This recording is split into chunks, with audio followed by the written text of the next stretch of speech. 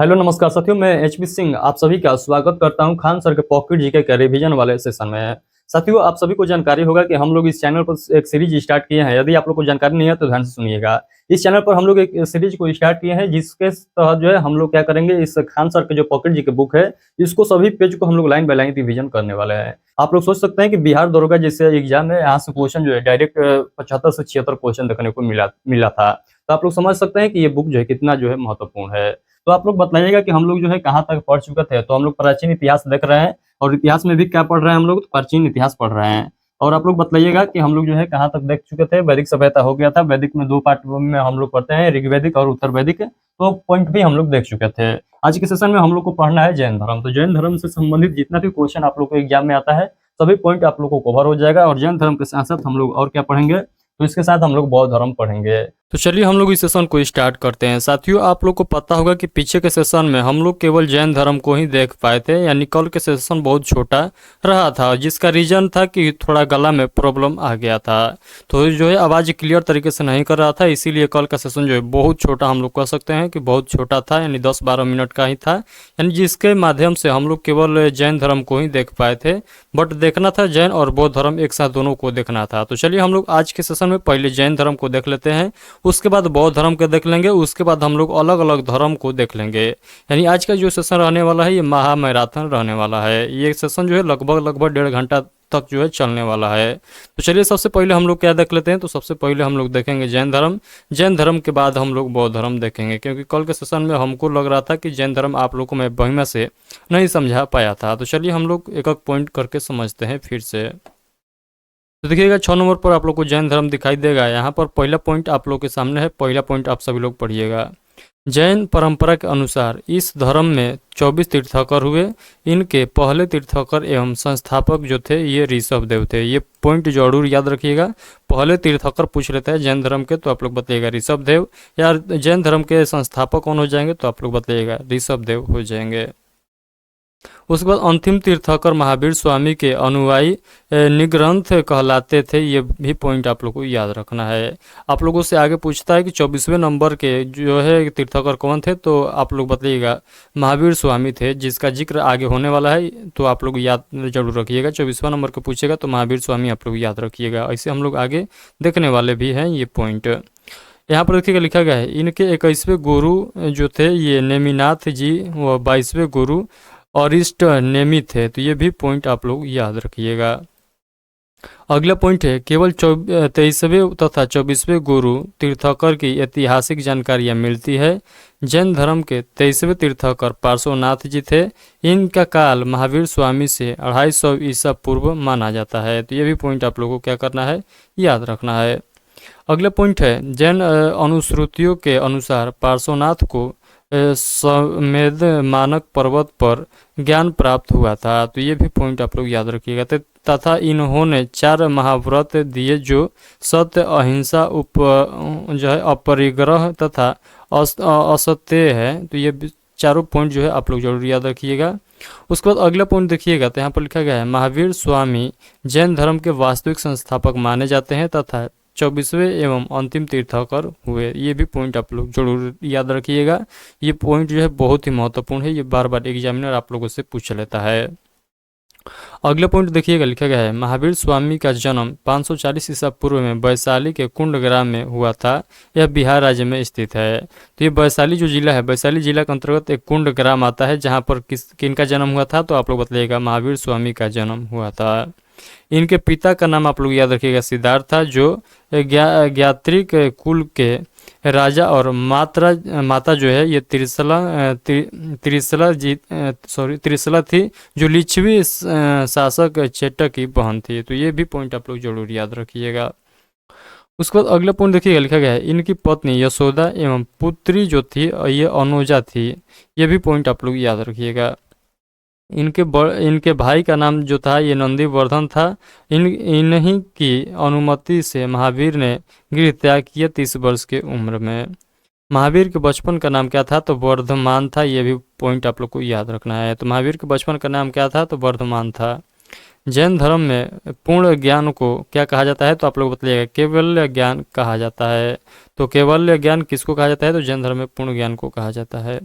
22 वर्ष तक लगातार कठोर तपस्या एवं साधना के बाद 42 वर्ष की आयु में महावीर को जो है क्या हुआ था, तो ज्ञान की प्राप्ति हुआ था। यानी जुम्भी ग्राम के पास रिजुपालिका नदी के किनारे 1 साल के वृक्ष के नीचे केवल यानी संपूर्ण ज्ञान प्राप्त हुआ था।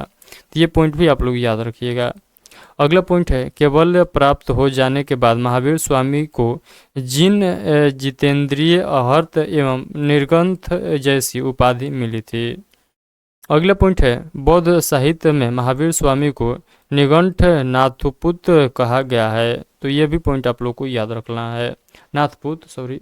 उसके बाद अगला पॉइंट है, महावीर स्वामी ने सर्वप्रथम 11 ब्राह्मणों को उपदेश दिया जिन्हें गणधर कहा जाता था। महावीर ने अपना उपदेश प्राकृत भाषा में दिए थे। ये भी पॉइंट आप लोग याद रखिएगा। तो महावीर द्वारा दिया गया उनका पहला प्राकृत भाषा में उपदेश था। ये भी पॉइंट आप लोग को याद रखना है।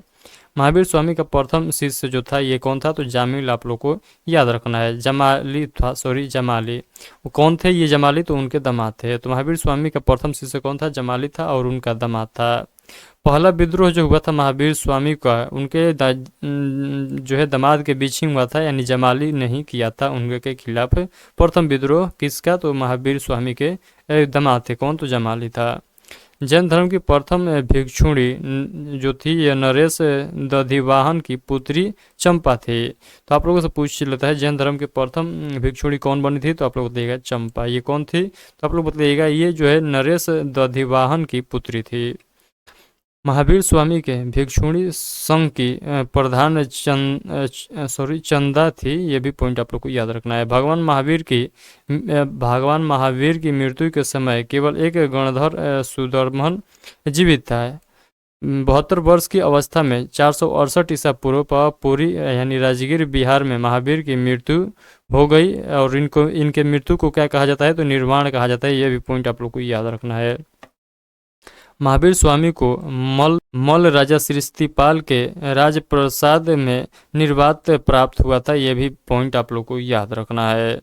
चलिए अगला पॉइंट देखिएगा, यहाँ पर लिखा गया है जैन धर्म में 5 प्रकार के ज्ञान को परिभाषित किया गया है। तो जैन धर्म में ज्ञान को जैन धर्म में 5 प्रकार के ज्ञान को परिभाषित किया गया है। वो कौन कौन से है आगे आप लोग देख लीजिएगा, क्रम वाइज लिखा गया है। तो सभी पॉइंट को आप लोग को याद करते चलना है। उसके बाद हम लोग देख लेते हैं। तो यहाँ पर देखिएगा 5 प्रकार के ज्ञान कौन कौन था, तो आप लोग याद रखिएगा मति था, श्रुति था, अवधि था। उसके बाद यहाँ पर आप लोग को मैं दिखाता हूँ और 2 आप लोग याद रखिएगा मनः पर्याय था और जो है केवल्य था। तो ये 5 पॉइंट आप लोग याद रखिएगा। अगला पॉइंट है जैन धर्म के अनुसार जीव को अनंत चतुष्टय प्राप्त हो जाता है। वह अनंत ज्ञान, अनंत दर्शन, अनंत वीर्य, अनंत आनंद की प्राप्ति कर लेता है। महावीर स्वामी ने 5 जो है व्रत ब्रह्मचार्य दिया तथा महाव्रतों को 2 भागों में बांट दिया। कौन कौन जो है 2 व्रत है, तो आप लोग बताइएगा। एक तो जो था ये अणुव्रत था और दूसरा महाव्रत।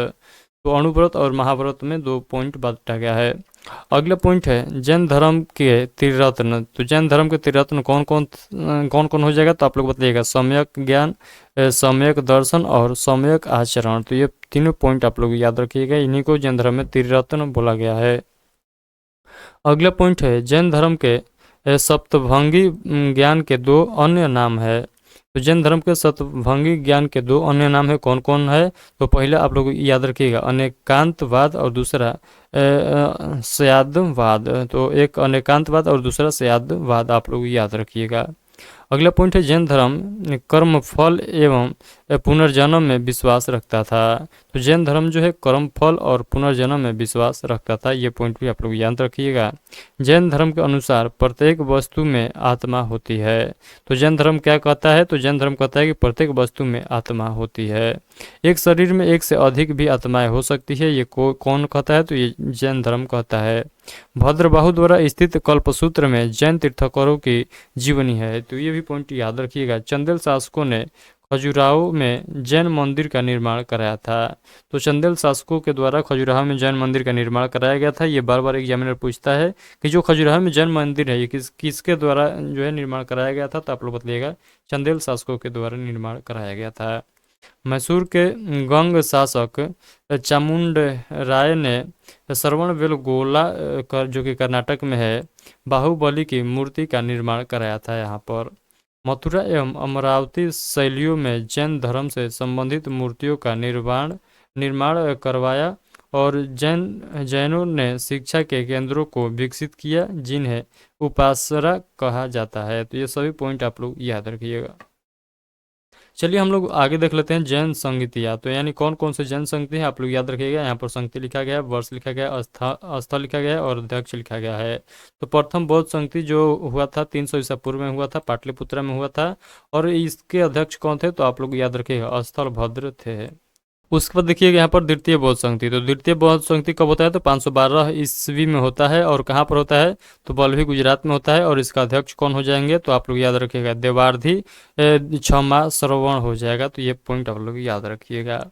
अगला पॉइंट है प्रथम संगति में जैन धर्म दो शाखाओं में विभाजित हो गया। तो प्रथम संगति में जैन धर्म जो है दो पार्टों में बट गया था। पहला याद रखिएगा दिगंबर और दूसरा जो है श्वेतांबर। तो दिगंबर जो हो जाएगा ये भद्रबाहु के अनुयायी निरूढ़वादी थे और वस्त्रों का त्याग कर दिए। और श्वेतांबर जो था ये अस्तुल भद्र के अनुयायी थे और ये सुधारवादी थे, वस्त्रों का त्याग नहीं जो है वस्त्रों का त्याग नहीं किए थे। ये भी पॉइंट आप लोग याद रखिएगा। अगला पॉइंट है द्वितीय संगति में आगम साहित्य का संकलन किया गया। अगला पॉइंट यहाँ पर देखिए लिखा गया है जैन धर्म में सलेखना से तात्पर्य है उपवास द्वारा शरीर का त्याग। ये भी पॉइंट आप लोग याद रखिएगा। उसके बाद यहाँ पर देखिएगा जैन धर्म के जो है 24 तीर्थकर कौन कौन थे। तो जैन धर्म के 24 तीर्थकर के नाम आप लोग को नहीं याद रखना है। आप लोग को सबसे फर्स्ट तीर्थकर के नाम याद रखना है ऋषभदेव, और यही जो है इसका संस्थापक यानी जैन धर्म के संस्थापक भी हो जाएंगे। और अंत में आप लोग को दो नाम याद रखना है, एक 23वें नंबर के तीर्थकर और एक जो है 24वें नंबर के। 23वें नंबर के कौन थे तो आप लोग कहिएगा पार्श्वनाथ थे और 24वें महावीर स्वामी थे। तो इतना पॉइंट जो है आप लोग को केवल जैन धर्म से संबंधित याद रखना है। अदरवाइज इसके अलावा आप लोग को क्वेश्चन आप लोग के एग्जाम में नहीं देखने को मिलेगा। तो इतना यदि आप लोग याद रख लेते हैं जैन धर्म से तो ये आपके एग्जाम के लिए बहुत ज़्यादा हो जाएगा। तो चलिए हम लोग आगे के सेशन को कंटिन्यू करते हैं, यानी यहाँ से हम लोग बौद्ध धर्म को स्टार्ट करते हैं। तो एक बार जितने साथी अभी लाइव देख रहे हैं इस सेशन को सभी लोग लाइक कर देंगे और अपने दोस्तों के पास इस सेशन को शेयर कर देंगे, ताकि उनको भी पता चल सके कि हम लोग जो पढ़ रहे हैं ये खान सर के पॉकेट जी के बुक को लाइन बाय लाइन रिवीजन कर रहे हैं। यदि आप लोग को भी करना होगा तो वो लोग भी क्या करेंगे, इस सेशन को देख लेंगे। तो ये बात जो है आप लोग अपने साथी से शेयर करके बतला दीजिएगा कि पॉकेट जी के जो बुक है इसका लाइव रिवीजन चल रहा है। यदि आप इसका जो है रिवीजन करना चाहते हैं बुक का तो आप लोग कर सकते हैं इस चैनल के माध्यम से। तो शेयर सभी लोग जरूर कर देंगे। चलिए हम लोग बौद्ध धर्म के जो है पॉइंट याद करते हैं। तो बौद्ध धर्म की स्थापना गौतम बुद्ध ने की थी। तो बौद्ध धर्म के संस्थापक कौन हो जाएंगे तो गौतम बुद्ध हो जाएंगे।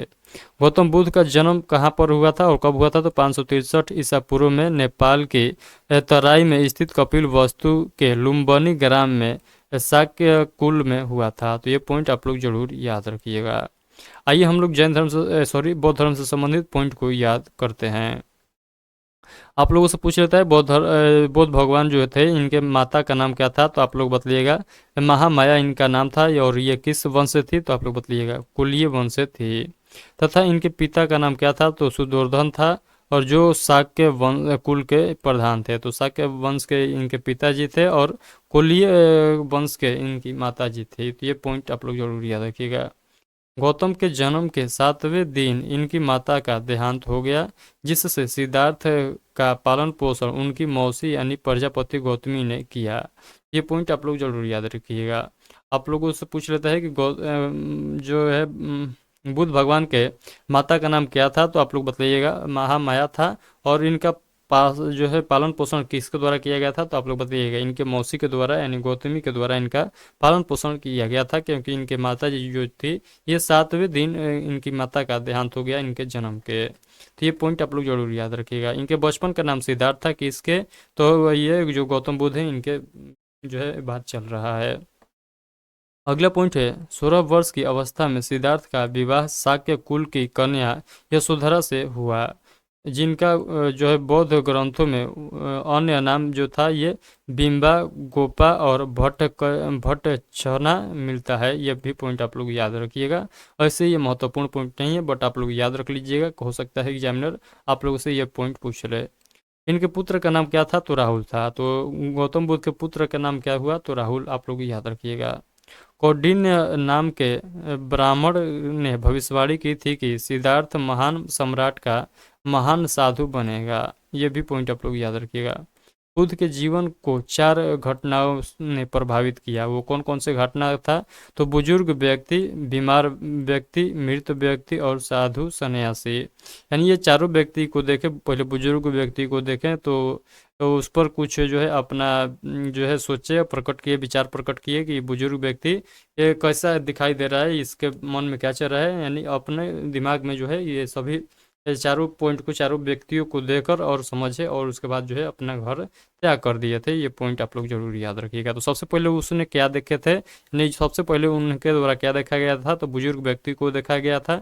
उसके बाद फिर बीमार व्यक्ति को देखे, और तीसरे नंबर पर मृत व्यक्ति को देखे, और चौथे नंबर पर साधु व्यक्ति को देखे। ये चारों व्यक्ति को देखने के बाद उनको लगा कि साधु का जो जिंदगी है ये सबसे बेस्ट है, और साधु के सन्यासी का वो मार्ग जो है अपना लिए थे। तो ये पॉइंट आप लोग को जरूर याद रखना है। चलिए अगला पॉइंट आप लोग देखिएगा।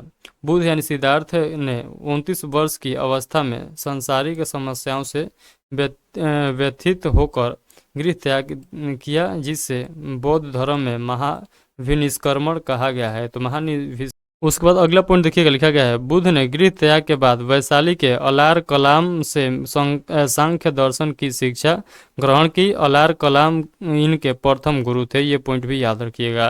पूछ लेता है सिद्धार्थ यानी गौतम बुद्ध के प्रथम गुरु कौन थे? तो आप लोग बताइएगा, अलार कलाम थे, जिनसे उन्होंने शून्य तथा योग का ज्ञान जो है ग्रहण किया था। ये भी पॉइंट आप लोग को याद रखना है। अगला पॉइंट है बुद्ध के द्वितीय गुरु जो थे ये राजगीर के रुद्र करापुत्र थे, जिन्होंने योग की शिक्षा प्रदान की।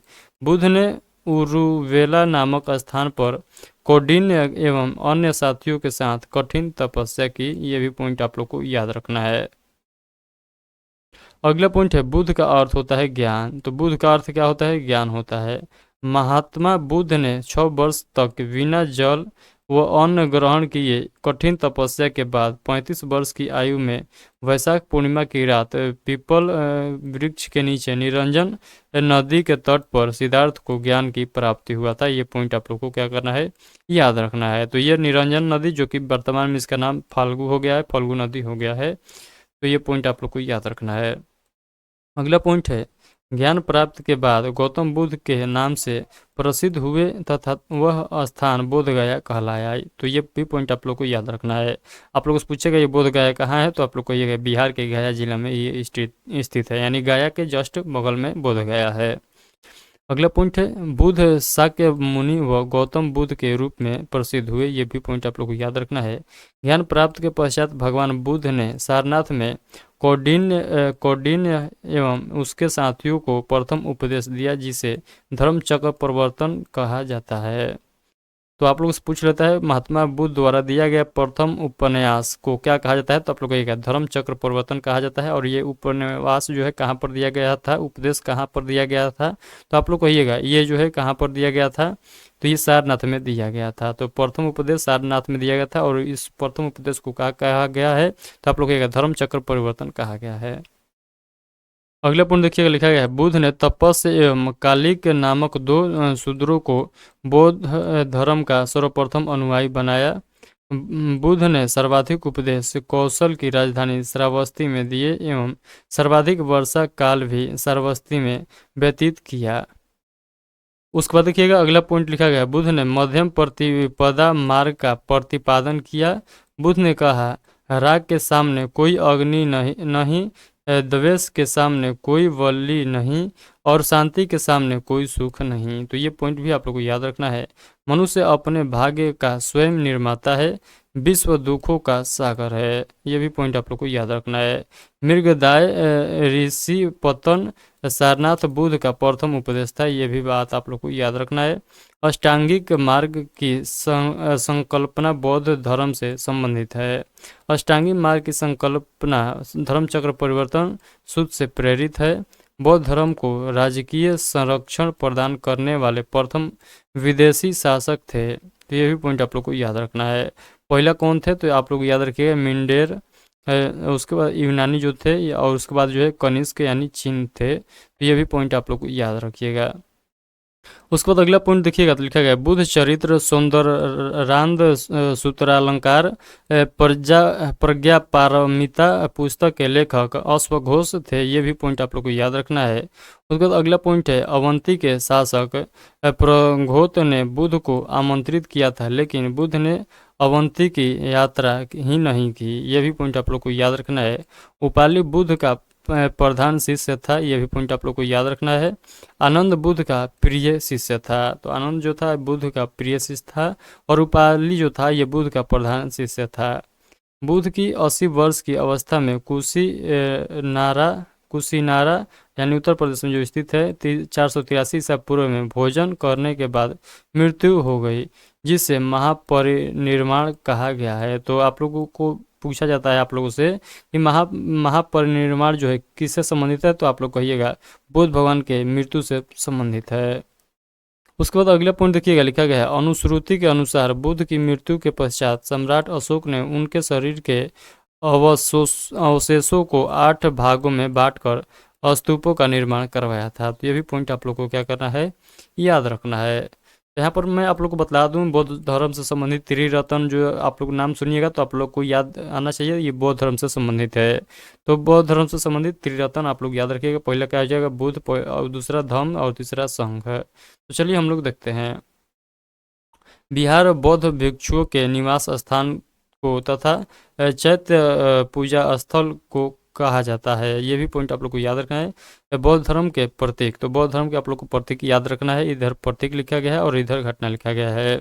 तो बुद्ध के गर्भ में आने की प्रतीक को क्या कहते हैं, तो इसका प्रतीक जो है हाथी हो जाएगा। जन्म या यौवन को का प्रतीक क्या था, तो कमल या सांड था।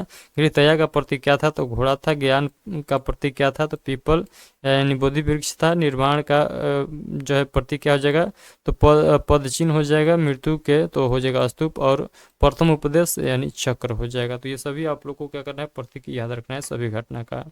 भगवान बुद्ध के 4 आर्य सत्य हैं, कौन कौन, तो दुख निरोध, उसके बाद देखिएगा दुख निरोध गामिनी प्रतिपदा, उसके बाद दुख के कारण का निवारण, उसके बाद देखिएगा तो दुख के मूल यानी कारण, अविद्या के विनाश का उपाय अष्टांगिक मार्ग हैं। ये चारों पॉइंट आप लोग याद रखिएगा। अगला पॉइंट यहाँ पर देखिएगा लिखा गया है प्रत्यय समुत्पाद ही बुद्ध के उपदेशों का सार है। इसका शाब्दिक अर्थ ऐसा होने पर वैसा होना होता है। अगला पॉइंट है दुख को हरने वाले तथा कृष्ण का नाश करने वाले अष्टांगिक मार्ग के 8 अंग है। तो यहाँ पर 8 अंग कौन कौन से आप लोग याद रखिएगा।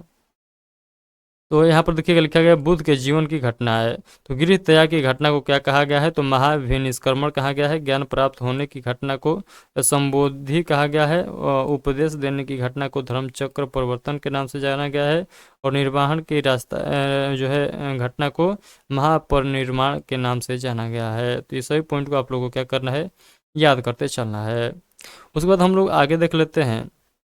तो आगे आप लोग को मैं बता दूं बुद्ध के अष्टांगी मार्ग क्या कौन कौन सा था, तो सम्यक दृष्टि, सम्यक संकल्प, उसके बाद सम्यक वाक्य, सम्यक कार्यान्त, सम्यक आजीव, सम्यक व्यायाम, सम्यक स्मृति, सम्यक समाधि। ये 8 आप लोगों को अष्टांगी मार्ग को नाम याद रखना है। अष्टांगी मार्ग को जो है भिक्षुओं का कल्याण मित्र कहा गया है। बौद्ध धर्म क्षणिकवाद अनित्यवादी है, जिसमें सभी वस्तुओं के गुण क्षणिक हैं, अर्थात यह जगत अनित्य एवं परिवर्तनशील है। यह बौद्ध दर्शन का जो है तत्व मीमांसीय या मीमांसा सिद्धांत है। ये पॉइंट आप लोग याद रखिएगा। चलिए आगे के पॉइंट को देखते हैं। यहाँ पर देखिएगा बौद्ध धर्म में नैरात्यवादी हैं। बुद्ध नित्य आत्मा को स्वीकार नहीं करते, तो यह जो है पुनर्जन्म में विश्वास करता है। तो सही पॉइंट आप लोग याद करते चलिएगा। अगला पॉइंट देखिएगा, लिखा गया बौद्ध धर्म अनिश्चयवादी धर्म है। संघ में प्रविष्टि को उपसंपदा कहा जाता था और सम्मिलित होने के लिए न्यूनतम आयु सीमा 15 वर्ष थी। बौद्ध धर्म की अंतिम लक्षण निर्वाण होता था। निर्वाण का शाब्दिक अर्थ दीपक का बुझा जाना होता है। तो ये भी पॉइंट आप लोगों को याद रखना है। उसके बाद अगला देखिएगा पॉइंट लिखा गया है बुद्ध के निर्वाण प्राप्ति के लिए भिक्षुओं के 10 शीलों पर बल दिया। कौन कौन सा था? तो यहाँ पर उसके बाद अगला पॉइंट याद रखिएगा, गृहस्थों के लिए बुद्ध ने पंचशील सिद्धांत दिया। पंचशील सिद्धांत कौन कौन सा था? तो झूठ नहीं बोलना, चोरी नहीं करना, हिंसा नहीं करना, नशा नहीं करना और व्यभिचार नहीं करना। तो ये पॉइंट आप सभी लोग जरूर याद रखिएगा। चलिए आगे के पॉइंट को देखते हैं। तो यहाँ पर देखिएगा बौद्ध धर्म के जो पिटक है, जो पाली भाषा में है, 3 पिटक निम्नलिखित है। कौन कौन? तो पहला हो जाएगा शुद्ध पिटक, रचनाकार आनंद हो जाएगा। और शुद्ध पिटक को बौद्धों का क्या कहा जाता है? तो इंसाइक्लोपीडिया कहा जाता है। तो ये पॉइंट भी आप लोग याद रखिएगा। बुद्ध की शिक्षाएं व जीवन की घटनाएं इसके जो हो जाएगा शूद्रक निकाय में जातक कथाएं मिलती है। विनय पिटक रचनाकार उपाधि, तो विनय पिटक के रचनाकार कौन हो जाएंगे? तो उपाली आप लोग को याद रखना है। तो विनय पिटक के रचनाकार कौन हो जाएंगे? उपाली। संघ के नियम व आचार विचार मिलते हैं। अभिधम पिटक, तो तीनों पिटक आप लोग नाम याद रखिएगा, शुद्ध पिटक, विनय पिटक और एक हो जाएगा अभिधम पिटक। तो बौद्ध दर्शन व दार्शनिक विचार, जातक कथा है, भगवान बुद्ध की पूर्व जन्मों की कहानियाँ इसमें मिलती है। बौद्ध के लिए महीने के 4 दिन यानी अमावस्या, पूर्णिमा और 2 चतुर्थी दिवस उपवास के दिन होते थे। तो ये पॉइंट आप लोग याद रखिएगा। अगला पॉइंट है बुद्ध का जन्म, ज्ञान प्राप्ति तथा महापरिनिर्वाण वैशाख पूर्णिमा को हुई। यह बौद्धों का सबसे पवित्र एवं महत्वपूर्ण त्यौहार है, जिसे बुद्ध पूर्णिमा के नाम से भी जाना जाता है। तो ये सभी पॉइंट आप सभी लोग क्या करिएगा? याद करते चलिएगा। चलिए उसके बाद हम लोग देख लेते हैं यहाँ पर बौद्ध संगति। तो बौद्ध संगति हम लोग देख लेते हैं कौन कौन से बौद्ध संगति कहाँ कहाँ हुआ था और इसका अध्यक्ष कौन थे और ये कब कब बौद्ध संगति हुआ था। तो चलिए यहाँ पर मैं जूम आउट थोड़ा सा कर देता हूँ। आई होप कि आप लोग क्लियर तरीके से दिखाई दे रहा होगा। नहीं दिखाई देगा तो मेरी बात को ध्यान से समझिएगा। तो प्रथम बौद्ध संगति कब होता है? तो 483 ईसा पूर्व में अजात शत्रु इसके शासक थे उस समय। और स्थान कहाँ पर हो जाएगा? तो सप्तपर्णी गुफा यानी राजगृह में। और इसका अध्यक्ष कौन हो जाएंगे? तो महाकश्यप हो जाएंगे। द्वितीय बौद्ध संगति 383 ईसा पूर्व में होता है। कलाशोक इसके शासक हो जाएंगे और वैशाली स्थान पर हुआ था। और सर्व कामी जो है ये उस समय अध्यक्ष थे।